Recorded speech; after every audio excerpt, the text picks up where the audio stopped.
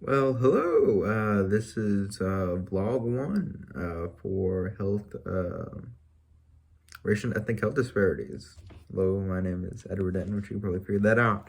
But kind of just to get started, one of the things I want to talk about that I found really interesting, at least for myself, is the difference between race and ethnicity. As you can tell, I probably can't talk, but it's a vlog, so I feel like it's very kind of informal in terms of its talking manner. But the article by National Geographic, it really helped explain the differences. And it's really weird, especially for me in particular. So kind of just to give a little quick summary, race is really those physical attributes that separate kind of the groups of people, rather than ethnic is more of that kind of cultural, that less physical thing, more of it involves more behavior and traditions and that kind of thing. And that is, it seems to be what separates race and ethnicity. So by that technical definition, okay, I finally understand. Like for the longest time, it was I didn't see a difference in it. So I'm black and Hispanic. So I've always thought of myself as biracial, mixed, whatever you want to call it.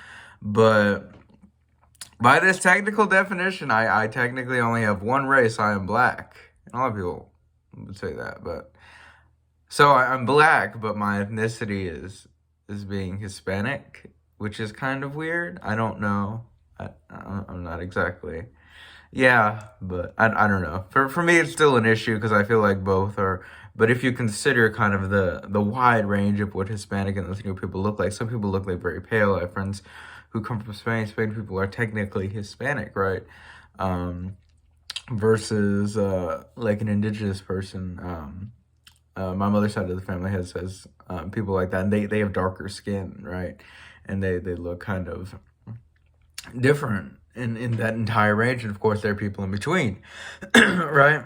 Something I kind of also wanted to talk about is the biological basis of what race is, and it really kind of, that's something that I found very interesting, in that I didn't necessarily know these things. I assumed it was true. Like I didn't think there was a biological difference. I remember hearing a story about a surgeon. I remember who it was. Who was sewing up a body, um, uh, a cadaver, and he had the two hearts, and then he put the hearts on the table, and they looked exactly the same, but he couldn't tell the difference, and they put them back in the other bodies. I just found, and he's like, I'll just randomly pick one. I just found that interesting how internally we're very similar. We're all basically human. Not basically, we are. If you're not human, that would be interesting. That would be worth a study. But what's it called?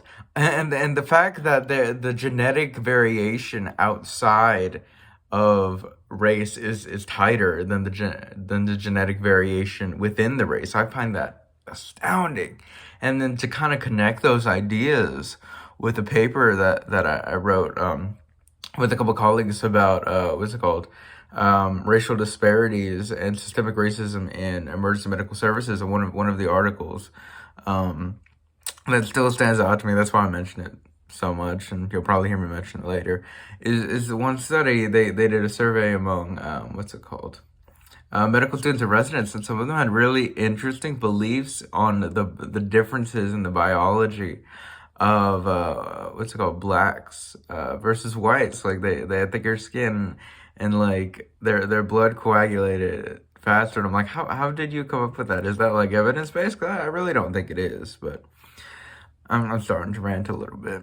But anyway, I just find this so astounding. And I think it this is really where it will lead me into kind of the second questions of what I plan to do with it now and what I plan to do with it in the future. Right now, I work a lot in EMS as a practitioner on the ambulance, as well as in EMS education, EMS research, emergency medicine research in general as well, and what's called a bit in EMS policy. And I really think the goal of what I would want to do now with this information is really just education.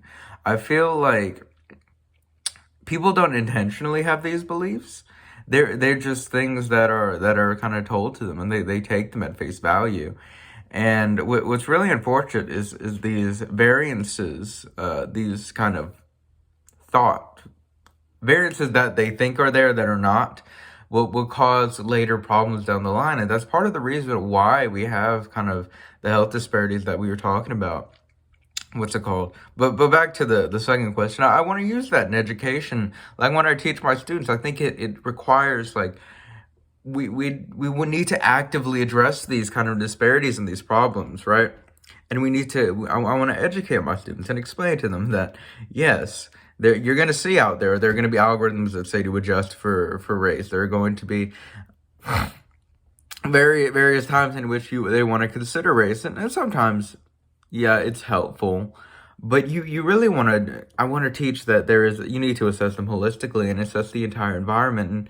And kind of when we get into those social determinants, you really want to consider those because you need to look beyond what the initial kind of signs are.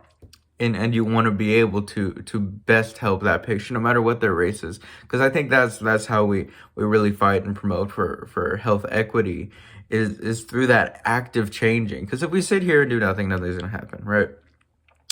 So I want to create that for the next generation. I think that's a rare opportunity you have as an educator to influence that next generation beyond what your colleagues. Because talking to colleagues, you can try, and I really do. But it's a bit more rough. You know, people are kind of ingrained in their ways, especially in EMS.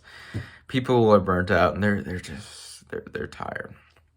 But anyway, to kind of get to the third question, what do I want to remember in 5 years? I want to remember these foundational concepts that you got to look beyond race, that the biological bases are not there, but yet the health disparities are. And you need to consider kind of why those are there. And something else I found really interesting in the reading is how race came to be.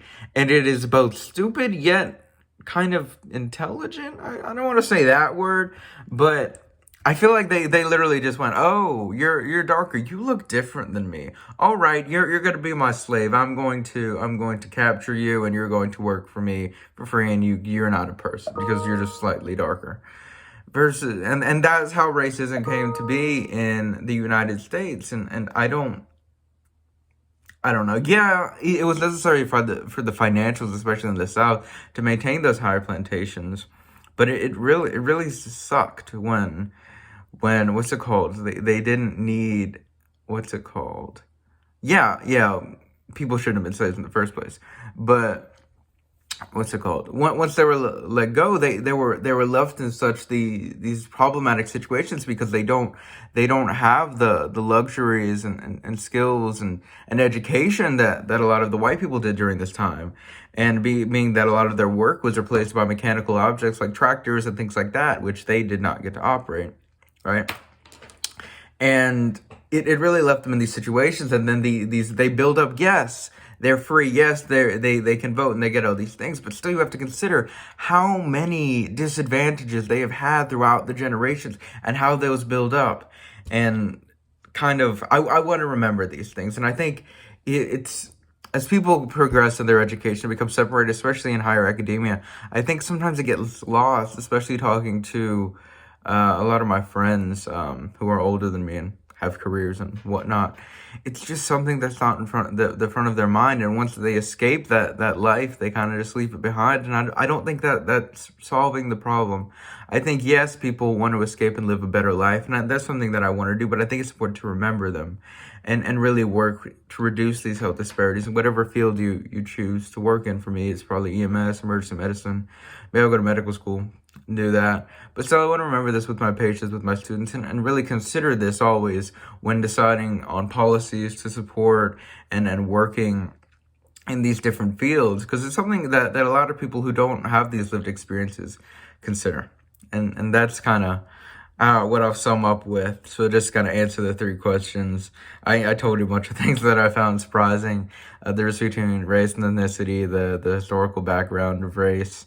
From the other article, I can't remember the name, but and then how to use this information now with my current students. I really educate and just create an environment where it's common knowledge and people are aware of these false beliefs. along the entire spectrum of medical education, medical care.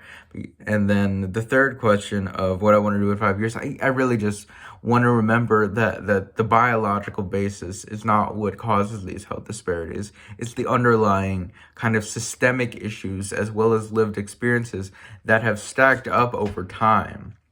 And we have to consider how these affect the various aspects of one's life, not just their direct health, not just their symptomatology, but consider their entire situation when viewing them as a patient or performing research, just in a research setting too, and considering how they're going to be affected in the future. And that's kind of a quick summary of the three questions. And thank you for listening to my first blog.